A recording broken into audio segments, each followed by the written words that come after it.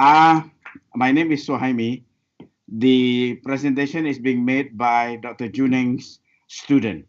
So Dr. Juneng can't make it today. It is a public holiday. It's a national day.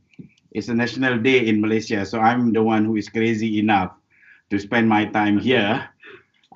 So this is his presentation, or rather her presentation on behalf of Dr. Juneng. Dr. Juneng is the one that is involved in this, and this is part of their work, and it's one of those work that is about to be published.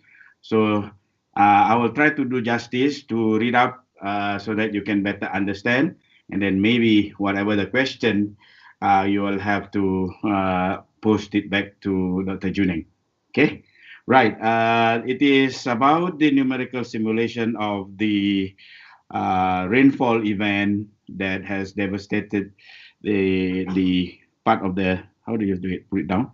Yes, the flooding, one of the worst flooding in Malaysia in the year 2011, and until today, some of the people who were displaced are still not having their house being rebuilt.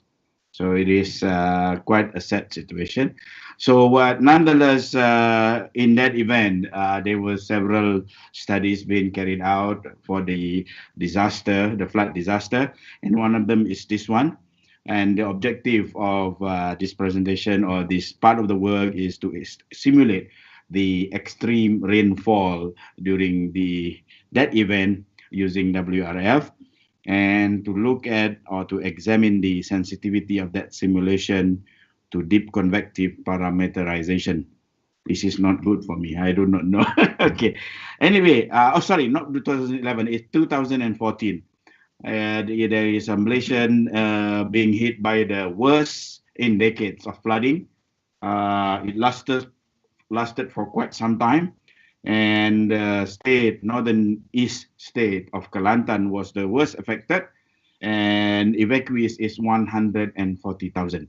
This is almost a natural disaster of the worst of its kind. We never have such challenges in Malaysia, which is relatively no earthquake, no typhoon, no what do you call that?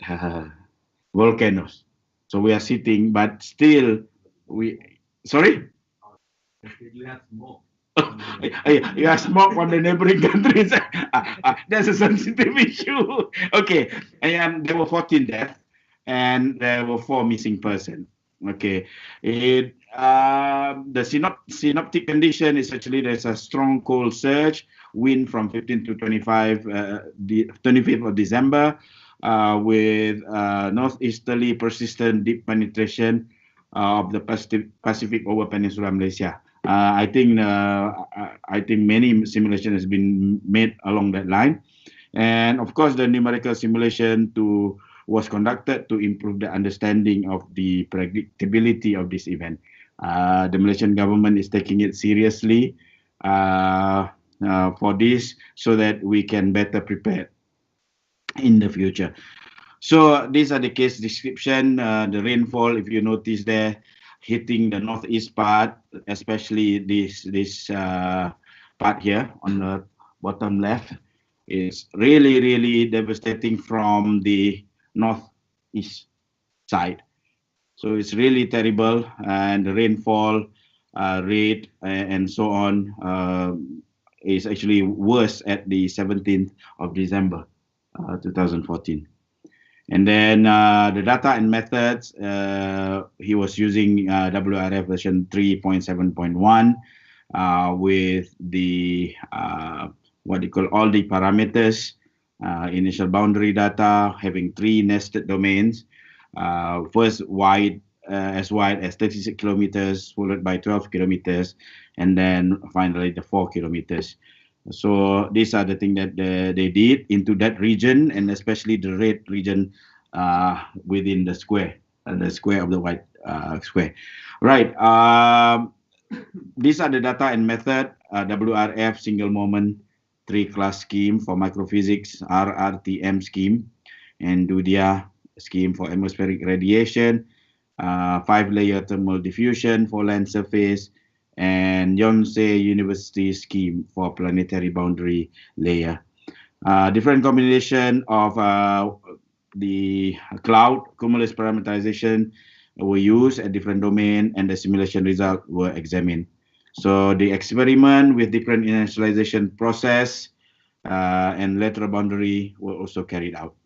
So these are the thing. I'm sure you know better than me in terms of what this all means. And I just want to glance through and maybe looking at the experiment on the practical predictability. And these are the experiment, and the result stated that, or rather revealed that the combination without cumulus scheme to the innermost domain give better forecast. The WRF model was able to resolve explicitly rainfall, and the base rainfall was produced by the combination of multi-scale KF, multi-scale KF, KF none.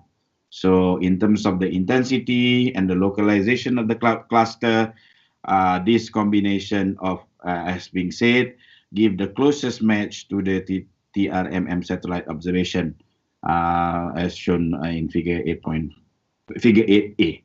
So although the location of the most intense rainfall was slightly to the southwest, the model was able to capture the intensity and spread of the convective cloud cluster.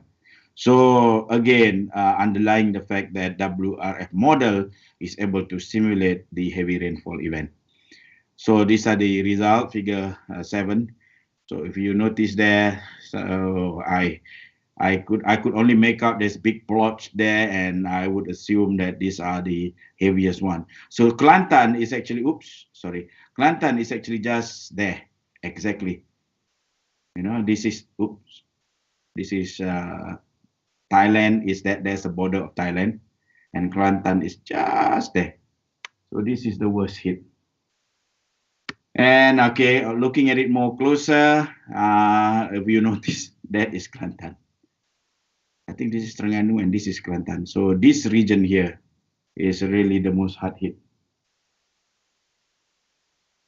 Right, and then this is another way, or 24-hour accumulated rainfall in millimeters.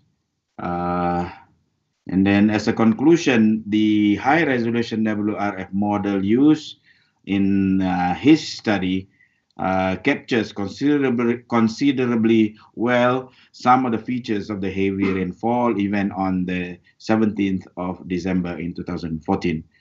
It is also found that cumulus schemes give huge difference to the intensity and location of the predicted rainfall, and the combination of the multi-scale cane fridge for the outer domain and no cumulus scheme at the innermost domain gives the best arrangement, the best agreement to the observation. So the last statement, that the WRF model was able to predict the event well, both qualitatively as well as quantitatively, with the right combination of cumulus parameterization.